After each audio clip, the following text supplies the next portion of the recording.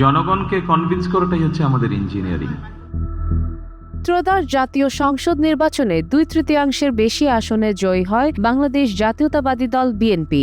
বিজয়ের পর প্রথমবারের মতো সংবাদ সম্মেলনে সাংবাদিকদের মুখোমুখি হন দলের চেয়ারম্যান তারেক রহমান। শনিবার হোটেল ইন্টারকন্টিনেন্টালে আয়োজিত সংবাদ সম্মেলনে নির্বাচনী ইঞ্জিনিয়ারিং, সরকারের চ্যালেঞ্জ ও ভবিষ্যৎ নীতি নিয়ে বিস্তারিত তথ্য দেন তিনি। নির্বাচনী ইঞ্জিনিয়ারিং প্রসঙ্গে সাংবাদিকের এক প্রশ্নের জবাবে সংবাদ সম্মেলনে তারেক রহমান বলেন, জনগণকে নিজেদের পক্ষে আনা এবং আস্থা অর্জন করাটাই বিএনপির নির্বাচনী ইঞ্জিনিয়ারিং, যা সফল হয়েছে বলে দাবি করেন। তিনি বলেন, নির্বাচন কঠিন ছিল, তবে সুষ্ঠু পরিবেশ নিশ্চিত করে লক্ষ্য অর্জন সম্ভব হয়েছে। দেশি বিদেশি সাংবাদিকদের বিভিন্ন প্রশ্নের জবাবে তিনি জানান, সরকার গঠনের পর বিএনপি দেশের অর্থনীতি চাঙ্গা করবে, ব্যবসা ও কর্মসংস্থান বাড়াবে এবং আইনশৃঙ্খলা নিশ্চিত করবে।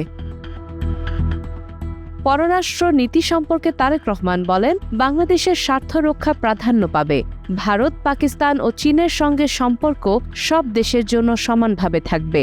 চীনের বেল্ট অ্যান্ড রোড ইনিশিয়েটিভের ক্ষেত্রে দেশের অর্থনৈতিক স্বার্থ বিবেচনা করে সিদ্ধান্ত নেওয়া হবে। তিনি জানান, যুবক, নারী ও প্রতিবন্ধীদের বিষয় ইশতেহারে অন্তর্ভুক্ত রয়েছে এবং সবার কথা বিবেচনা করা হবে।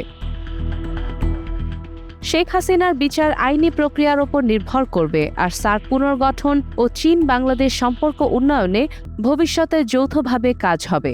গণ অভ্যুত্থানের পর দেশের শান্তি ও আইনশৃঙ্খলা পরিবেশ ঠিক রাখতেও নতুন সরকার ব্যবস্থা নেবে বলে জানান তারেক রহমান। সাদিয়া ইসলাম, টাইমস টুডে।